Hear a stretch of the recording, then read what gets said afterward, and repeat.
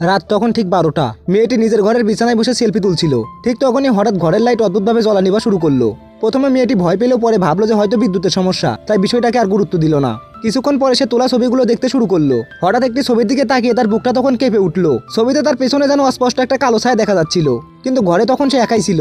মেয়েটি তখন নিজেকে বোঝালো যে এটা হয়তো ক্যামেরার সমস্যা, কিন্তু আসল সত্য ছিল আরো ভয়ঙ্কর। অনেক বছর আগে একটা অভিশাপ ছড়িয়েছিল। বলা হতো যে রাত 12টার পরে কেউ যদি বেগুনি রঙের পোশাক পরে সেলফি তোলে তাহলে একটা অদ্ভুত অশুভ সত্তা তার কাছে চলে আসে, আর সেই সত্তা ধীরে ধীরে মানুষের শরীর দখল করে নেয়। কিন্তু মেয়েটি এসব কিছুই জানতো না। সে ছবিটা তার বান্ধবীর কাছে পাঠিয়ে দেয়।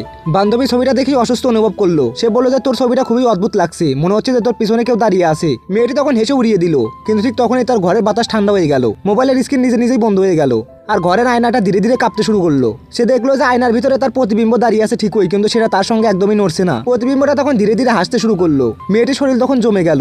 সে দৌড়ে তখন পালাতে চাইলো, কিন্তু পারলো না, যেন অদৃশ্য কোনো শক্তি তাকে আটকে রেখেছে।